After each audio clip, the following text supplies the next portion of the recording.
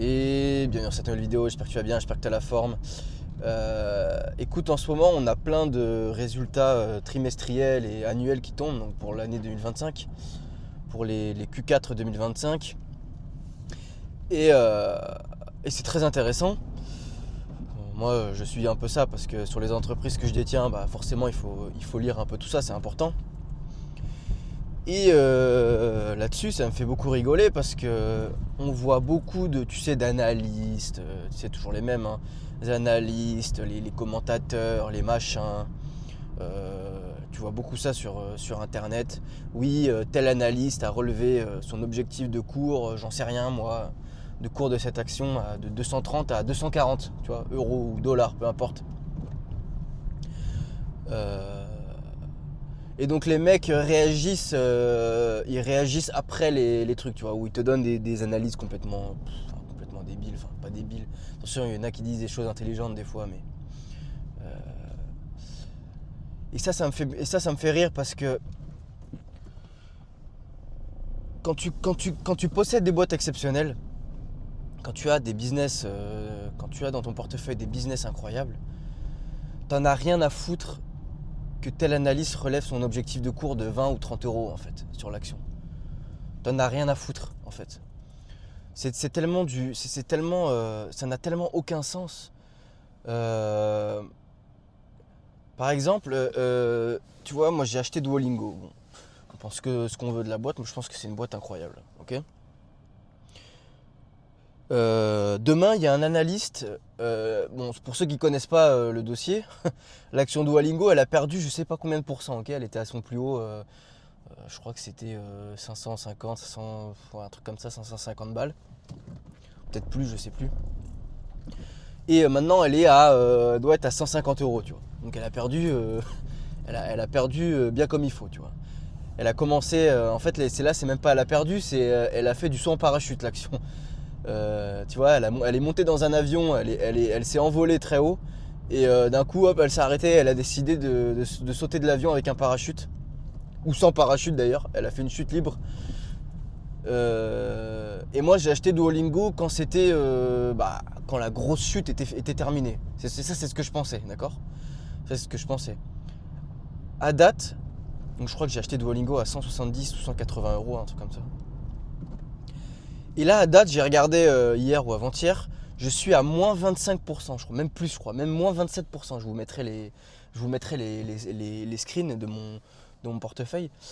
Je suis à moins 27% là, d'accord. Alors que j'avais acheté quand ça s'était cassé la gueule, tu vois ce que je veux dire. Donc en gros l'action, elle a fait du saut en parachute, elle a posé ses deux pieds sur la terre. Moi je me suis dit ok bon vas-y j'achète là, ça me semble correct. Et en fait l'action elle a décidé non c'est pas fini, je vais louer, tu vois, je vais aller chez Kiloutou là, je vais louer une pelleteuse ou je vais louer une foreuse et je vais creuser dans le sol encore plus, tu vois. Et là je suis à moins 27% les gars.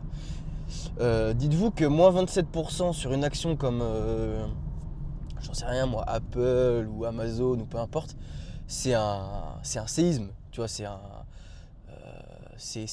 une catastrophe. Tu perds moins 27% sur une grosse entreprise comme ça, enfin, tu comprends pas ce qui t'arrive, tu vois, t'es en mode, qu'est-ce qui se passe, tu vois. Mais bon, Duolingo, je sais que c'est normal, je sais que c'est volatile parce que voilà, c'est une entreprise qui est quand même assez récente, il y a eu des grosses croissances, est-ce qu'ils peuvent continuer comme ça et tout. Il y a plein de choses que l'on peut qui peuvent justifier ça en fait. Okay. Mais bon, tout ça pour te dire que en fait tu sais jamais jusqu'où ça va descendre. Okay. Donc si demain pardon, il y a 1 ou 2 mois, il y a un analyste qui aurait dit, tu vois, l'action elle est à 170, l'analyste il dit, oh attends, il y a une grosse chute quand même, je trouve que c'est un peu injustifié, je vais relever mon objectif de cours de 170 à 230 par exemple, tu vois. Mais lui il me fait bien rire, lui, parce que un mois plus tard, l'action elle perdait 27%, et là c'est à 130, enfin je sais plus à combien c'est. En tout cas, l'action, moi, quand je l'ai acheté, quand ça s'était bien cassé la gueule, j'ai reperdu moins 27%, ok. Et donc l'analyste qui m'aurait dit ça, il m'aurait bien fait rire. Tu vois, il m'aurait bien fait rire le mec. Parce que, en fait, non. Ton objectif de cours, le marché, il en a rien à foutre. Ok, ton objectif de cours, on se torche avec, si tu veux. Je parle un petit peu mal, mais en fait, c'est ça qui se passe. Et donc, en fait, ces mecs-là, ils me font rire parce que, euh, au lieu de se battre, tu vois, je me dis, mais en fait, vous passez votre journée à vous battre sur des cours, ou sur des objectifs de cours, sur des analyses, sur des machins, euh, alors que vous devriez vous battre pour posséder les business. Tu vois ce que je veux dire? Parce qu'il y a des business, les gens devraient se battre pour les avoir. S'ils avaient connaissance du truc incroyable que c'est, tu vois, du truc incroyable qu'est ASML par exemple, du truc incroyable qu'est Google, quand c'était bas, je veux dire, parce que maintenant c'est peut-être plus pareil, il y a quand même des choses à prendre en compte. On n'est plus sur les mêmes, niveaux de valorisation et sur les mêmes prix qu'il y a 6 mois, 1 an sur ces entreprises-là. Et donc c'est pas non plus un deal de fou maintenant, je pense. Tu vois, c'est plus que c'était, on va dire. Donc je parle à l'époque quand tu vois ASML se vendait à 500, 600 euros par action. Et Google, je crois que c'était du 150, 160, etc. Peut-être 170, 180, un truc comme ça. Et donc j'ai envie de te dire, au lieu de te battre pour les mêmes, pour avoir les meilleures valorisations, les meilleurs objectifs de cours, je sais pas quoi, les meilleures thèses, j'en sais rien, vous devriez vous battre et vous devriez dire aux gens, battez-vous pour avoir ces business-là. Parce qu'ils sont incroyables. Ils sont incroyables. Bon, après, ils sont personne pour dire aux gens quoi faire, tu vois. Mais je veux dire, avec vos estimations de cours à la con, c'est complètement débile. Et il y a un autre truc aussi qui est très important. C'est que ces mecs-là, ils n'ont pas de skin in the game. Skin in the game, ça veut dire en gros, qu'est-ce que tu achètes toi, tu vois? Qu'est-ce que tu fais? Qu'est-ce que tes actions, qu'est-ce que tu fais comme action? Qu'est-ce que tu nous montres qui va dans le sens de tes paroles, tu vois? Et ces mecs-là, ils n'ont pas ça. Ces mecs-là, tu vois pas leur portefeuille. Tu vois, il y a un mec à la télé qui avait dit début 2025, qui avait dit Google c'est le prochain eBay. Tu vois, Google c'est le prochain eBay. Ça y est, l'entreprise est finito, c'est de la merde. Ok? Montre-moi ton portefeuille. Tu dis ça, d'accord, montre-moi ton portefeuille. Est-ce que t'es pas en train de dire de la grosse merde? Ok? Est-ce que t'as pas Google en portefeuille par exemple? Peut-être. Peut-être le mec qui avait Google en portefeuille et il disait ça, tu vois, pour faire baisser le cours, parce qu'il sait qu'il a beaucoup d'influence. Il passe à la télé, il dit Google c'est une entreprise de merde. Le cours, il va peut-être impacter, et lui derrière il achète. Tu sais pas, il y a plein de trucs comme ça. Il y a plein de trucs comme ça. Donc ces mecs-là, montrez-moi vos portefeuilles. Les grandes institutions d'analyse, je sais pas quoi, soi-disant là, qui fêtent des objectifs de cours toute la journée et qui font des thèses qui servent à rien, que personne ne lit. Montrez-moi vos portefeuilles, ok, au bout d'un moment. Moi, je fais confiance 10 fois plus. Je fais 10 fois plus confiance à un mec sur YouTube, un mec random, qui n'ait pas fait des études de finance et tout, j'en ai rien à foutre. Mais au moins, il a des thèses et il monte son portefeuille, tu vois. Un random sur YouTube, je regarde quelques-uns. Un random sur YouTube qui me montre en direct son portefeuille, ce qu'il achète, etc. Il me parle de l'entreprise, il l'a en portefeuille. Là, je dis, ok, ce mec-là, peut-être qu'il n'a pas fait les meilleures études, il n'a pas le meilleur background, j'en sais rien, il n'a pas fait Harvard. Mais tout ça, on s'en fout au final. Tout ça, on s'en fout. Il investit avec son propre argent. C'est la plus grosse preuve de confiance, si tu veux. La plus grosse preuve d'autorité. Et peut-être qu'il va se tromper. Mais quand il va se tromper, il va perdre de l'argent et ça aura des conséquences financières. Donc il a tout intérêt à ne pas se tromper. S'il parle d'ASML, quand c'était à 600, 700 et je vois le mec, il a investi 40, 50 000 balles dessus, je dis ah ouais, tu vois, ah ouais. Peut-être qu'il fait de la merde, peut-être que je vais pas être d'accord avec lui. Mais au moins, il a le mérite de faire. Il a le mérite d'engager ses propres deniers, tu vois, entre guillemets. Alors que des mecs qui te parlent à la télé, qui te parlent, je sais pas, sur des blogs, qui te parlent, qui relèvent leurs objectifs de cours, je sais pas quoi, machin, telle institution financière a relevé ses objectifs de cours, ouais, nanani, nanana. Montre-moi ton portefeuille. C'est quoi tes derniers trades? C'est quoi que tu as acheté? C'est quoi que tu as vendu? C'est quoi que tu as acheté? C'est quoi que tu détiens? Quel pourcentage, etc. Montre-moi. Ok? Tu vois, on a beau critiquer, tu vois, on critique beaucoup les gestionnaires de fonds, les machins.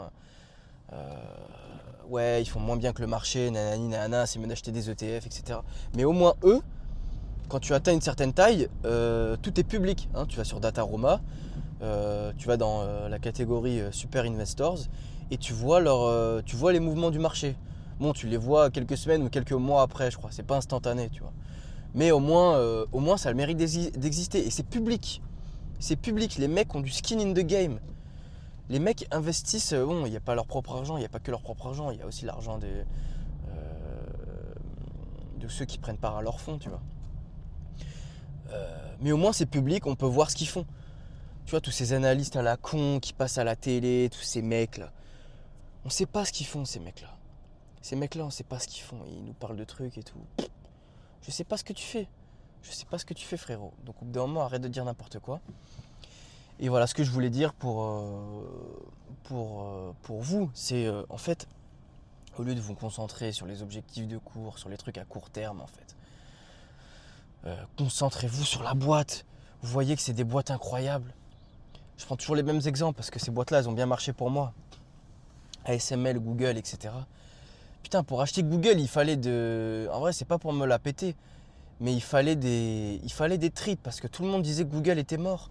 Et il y avait plein de trucs qui allaient à contresens de Google. Il y avait un narratif qui allait à contresens de Google. Oui, ChatGPT, oui, Google, le moteur de recherche s'est dépassé, ils vont se faire remplacer, etc., etc. Le narratif, il était violent contre Google, les gars.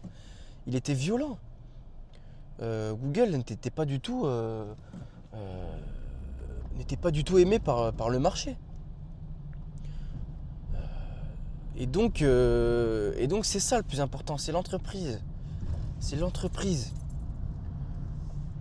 Et arrêtez d'écouter les mecs qui n'ont pas de skin in the game. Je vous mettrai mon portefeuille, voilà, je vous mettrai des screens de mon portefeuille, là, juste là, ça va apparaître. Pour que vous voyez ce que j'ai acheté. Et que, d'ailleurs, je vous ferai une revue de mon portefeuille dans les prochains jours, dans les prochaines vidéos. Et voilà, vous faire un peu un état des lieux. J'ai pas beaucoup de positions, hein. J'ai 5 positions, 6 positions dans mon portefeuille.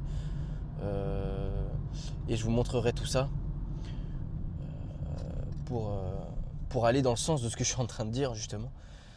Et donc voilà, tous ces trucs à court terme, battez-vous pour obtenir les business et pour investir dans les business quand c'est intéressant. Battez-vous pour acheter ASML, battez-vous pour acheter Google, battez-vous pour acheter, j'en sais rien moi, peu importe vos thèses et vos investissements quand vous repérez des entreprises exceptionnelles. En ce moment, je suis en train de me renseigner sur GE Aerospace. Donc c'est la division, c'était General Electric. Et en fait, ils ont une division qui est la plus profitable, qui faisait les moteurs d'avion, entre autres. Qui font les moteurs des avions de ligne, des avions, certains avions de chasse aussi, des avions de combat. Et en fait, ils se sont séparés de cette... ils ont créé 2 entités en fait. Et GE Aerospace, maintenant, voilà, c'est vraiment la division qui s'occupe des avions, etc. Et ça, c'est pareil, plus je fais des recherches dessus, et plus ce business est incroyable. Plus cette entreprise est une masterclass en fait. C'est une masterclass. Faites vos recherches si vous voulez là-dessus.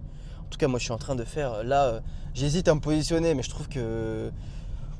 encore une fois, c'est un peu cher. C'est moi qui dis ça, donc il faut pas croire tout ce qu'on dit, mais... en tout cas, je suis en train de me renseigner là-dessus, et c'est vraiment une entreprise incroyable.